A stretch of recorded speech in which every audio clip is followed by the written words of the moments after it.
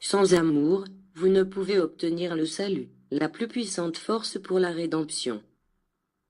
Voici le chemin. Suivez-le et vous vous sauverez. En vérité, je vous le dis, il n'est pas nécessaire de m'avoir écouté en ce temps-ci pour parvenir au salut.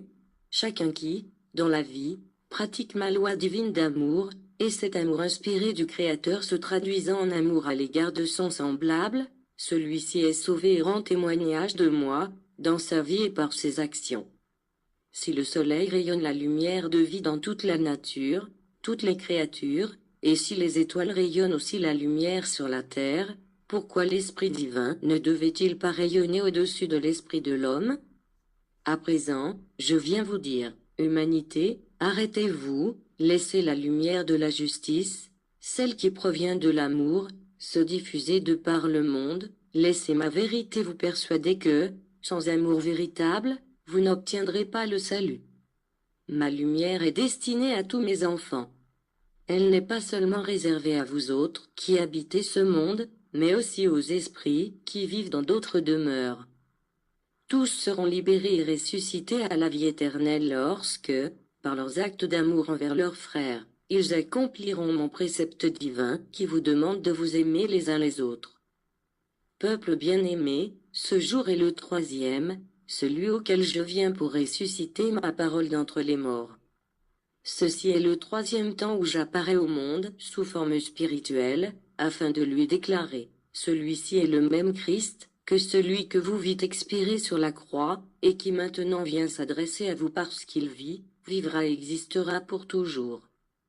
En revanche, je constate que les hommes, en dépit de dire la vérité dans leur religion, présentent le cœur mort à la foi, à l'amour et à la lumière. Ils croient qu'en priant dans leur temple et en assistant à leurs rites, ils ont leur salut assuré, mais moi je vous dis qu'il est impérieux que le monde sache qu'il n'obtiendra le salut qu'au travers de la réalisation d'actes d'amour et de charité.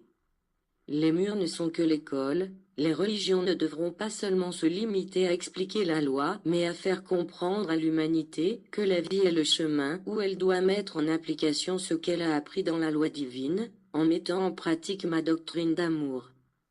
Le Christ se fit homme pour manifester l'amour divin au monde, mais les hommes ont le cœur dur et l'entendement réticent, ils oublient rapidement la leçon reçue et l'interprétent d'une mauvaise manière.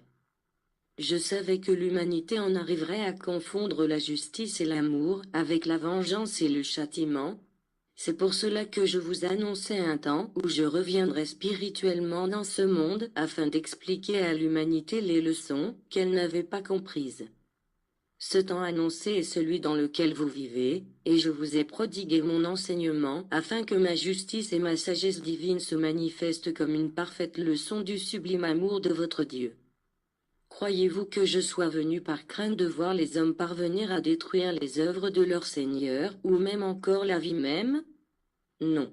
Je viens seulement par amour à mes enfants, à ceux que je désire voir rassasiés de lumière et de paix. Est-il vrai qu'il est juste que vous aussi veniez à moi seulement par amour? Mais non par amour pour vous-même, mais par amour pour le Père et vos frères.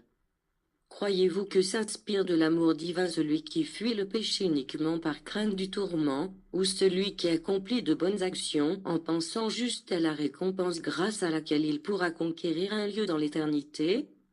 Celui qui pense de la sorte ne me connaît pas ni ne vient par amour pour moi. Celui-là agit uniquement par amour pour lui-même. Toute ma loi se résume en 2 préceptes, l'amour à Dieu et l'amour au prochain. Ceci est le chemin à suivre.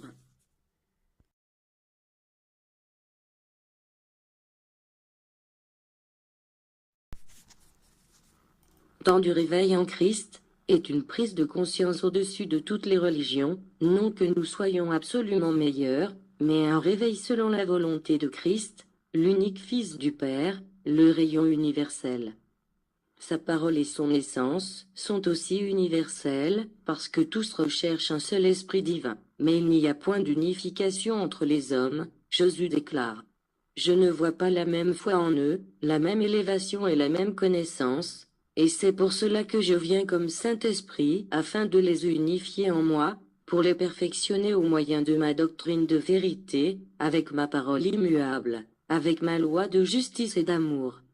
L'aveuglement de la pensée, le manque de foi, l'ignorance de la vérité constituent des ténèbres pour l'esprit, à cause desquelles l'humanité, aujourd'hui, se retrouve perdue.